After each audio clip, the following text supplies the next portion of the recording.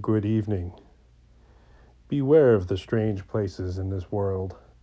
There's a lot of things that are named out there, a lot of areas, and every area seems to have a name, even every remote hillside and countryside, and every little boulder and mini mountain has a name from the locals or from past, or they have to call it something.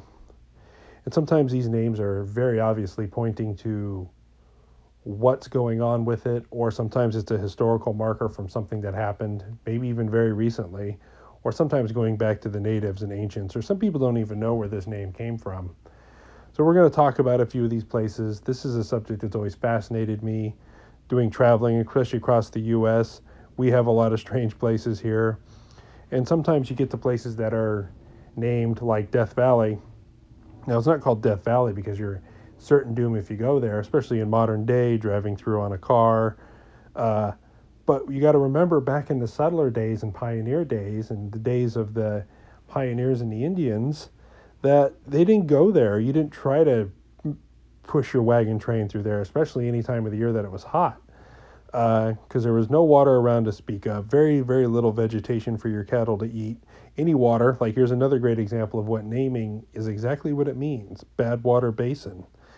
And because it's the only water for a mile around, and you can't drink it when there is water there. And especially since here in California, that's a whole other thing with our water crisis going on. That there, once was lakes 100 years ago, and now isn't anymore because we've drained it all. And global warming and climate change and all that stuff, and the shifting effects of the earth. So, other things that come to mind when talking about strange named places and places to beware of is things that may be more recent history, like the Highway of Tears in Canada. Um, this was a serial killer who would pick up Native American women, usually poor women, usually women of not such great influence. And because in Canada, there's a lot of racism going on, kind of like long ago in America had with like we did with African Americans. There was a lot of racism towards the Native Americans up there. Every country has things they're not proud of, and that's certainly one of them. So their murders kind of went unseen, unkept for a long time, until eventually it was outraged. And those poor women need to be remembered. So that's kind of a modern representation of naming something that has kind of a grisly past to it. Sometimes when you swing to the opposite end of things, when things are named, it's a little bit more cryptic and a little bit more curious of why things are called that. Like you get to the Valley of the Headless Men, also in Canada, by the way. So what it is these when settlers or hikers or explorers go back into this canyon, this valley, this region, a lot of them come back or they'd find their bodies missing, and the natives knew about it, the local natives. And what it is reportedly is there's a tribe of people, or a lot of people think a tribe of Bigfoots, that live in this area that are abducting people and cutting their heads off. Some people may even point to something a little more supernatural, but it's certainly very fascinating. I'd love to do a whole video on it sometime and talk about some of the history. But if somebody wants you to go camping in a remote place called the Valley of the Headless Man, I would seriously think twice about going unless you really know what you're doing and you're really well prepared. And even then, it probably doesn't sound like a good idea, but I could be overly cautious. So we get to a situation where things are named, and it seems quite obvious like what's going on. Like Ape Canyon's a great example. Like in the South and all over the place, there's Monkey Hill or Monkey Tree Woods or Ape Canyon or Gorilla Flats or Wood Booger Pond, or if anybody knows a Wood Booger Farm. Uh, they're not called this just, to make up stuff. It's because they have a real history of real things going on, either past or present, either going way back or classically. Ape Canyon is, of course, the site of the famous Ape Canyon attack where some miners were out working and they had some incidences with Bigfoots, and they ended up shooting at one and hitting it, and then it ended up being all hell broken loose on the people in the cabin. Here's a picture coming up of the movie of the recreation of the cabin. But when something's called Ape Canyon and it's in a kind of a little more of a remote wood environment that all up and down the West Coast has reports of Bigfoot activity, there's kind of a reason for it. So this is a real obvious naming for it, and I think it's quite fascinating, especially when you look, You hear like Dead Man's Curve. Well, you might want to slow down for Dead Man's Curve. And there always seems to be a large thing of when you have a very strange structure that doesn't fit in, like the Devil's Tower. You know, you may remember this from Close Encounters of the Third Kind, but it's a real place. And if you look at the surrounding landscape, it doesn't fit in. It's just this awe-inspiring monolith of a huge flat-top mountain in the middle of nowhere, and it's pretty crazy to think about. And the Devil's Tower. Well, what else could create that? Oh, I don't think God could create that. And you have things like the Devil's Postpile in California, where it's like it just doesn't fit in. Something seems wrong about it. I mean, obviously it's geological rock, but deep in the earth, caves kind of scare humans deeply. We don't typically, live in caves. We kind of make our structures elsewhere, especially deep, dark caves that go way back and unexplored. There seems to be kind of an innate fear, and I think some of these monuments and earth that comes up out of the ground is both fascinating but a little bit scary at the same time to a lot of us. Then you get stuff like the Devil's Hole in the middle of the desert, where it doesn't look like there's a lot going on. It just looks like a pond, but it's actually a very intricate underwater cave system for cave diving. And I guess there's some endangered fish there that's causing a lot of hoopla that only lives in this one cage in this one spot, these little tiny fish that live in there. But I guess it goes way down, and it's a big area, and there's water in there.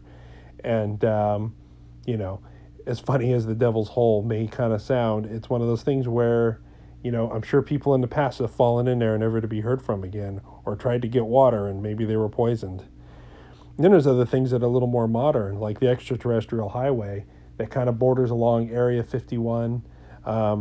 There's the Little Alien Cafe. In fact, I'm thinking in November and October. I don't do much alien stuff on this channel, but I really want to go out there. I really want to do a road trip, maybe with a buddy. Maybe we'll spend a day in Vegas, because this is about 100 miles north of Vegas. And then we'll go out there at night, have dinner at the Little Alien Inn, and then see if we can, drive around with the windows down at night, maybe set up some beach chairs or something and see if we can spot anything and film it. Sounds like it could be fun. And then you get to the other thing where the natives tell you, don't go there, stay out of there. Strange things happen. All manner of creature, beasts, spirits, everything you can imagine. The Skinwalker Ranch, the Skinwatcher being from the Navajo legend of shape-shifting kind of a shaman who's been possessed by demons, or can make themselves present and play tricks on people for nefarious purposes. So when the natives say, oh, don't go there, don't go there. And the Skinwalker, there's just certain spots like around the United States that seem to be areas of high strangeness, whether they're portals or these vortexes that people talk about, or they just have a high cryptid population, or the magnetics of the earth screw with people's minds, or they have a gas leak.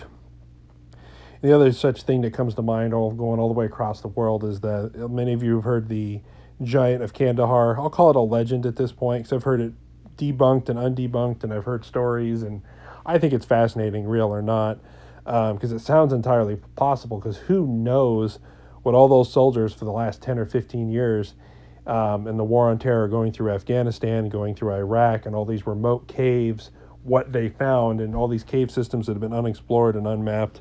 The Giant of Kandahar story was a bunch of Marines. Some Marines ended up missing, searching these caves, and then this big giant came out, this big red-haired giant with a spear and shield and club, was trying to take him out. Naturally, being U.S. Marines and what they do, they kill everything. They killed the giant, as they should have. And when they went in the cage, they found body parts and skulls and parts of equipment and uniform, and it had been eating soldiers for a long time. And I guess the locals knew about it, like, hey, don't go over to that mountain, there's a giant. And then who's going to believe that? And this kind of comes back to some of the missing 411 stuff. For me, one of the most unrecognized areas, unless you're kind of into this, for hotspots is actually pretty close to me, is Yosemite National Park. Yosemite National Park has one of the hugest incidences of missing people, missing children in the entire world. It's such an unexplained hotspot, and there's Bigfoot activity, and if you get into it, there's weird Native American cultures and things that go way back in the hills of Yosemite and perform ceremonies, and there's all sorts of cryptid sightings and things that have happened there. If you ever seen the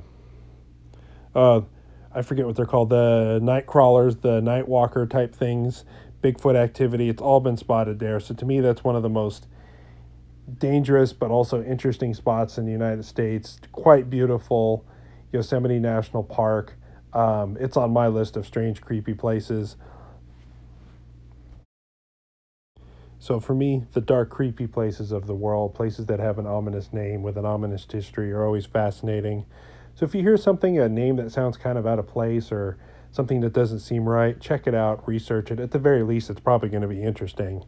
And that's just kind of my warning and my thoughts is these places are all around. Any place you live has got some kind of a local legend or some kind of a strange place or something where they've seen some kind of a cryptid creature or a haunting or a scene of something maybe grisly or terrible that's happened. And as macabre as it is, it's also kind of fascinating and scary. But please proceed with caution and stay safe in the woods, folks.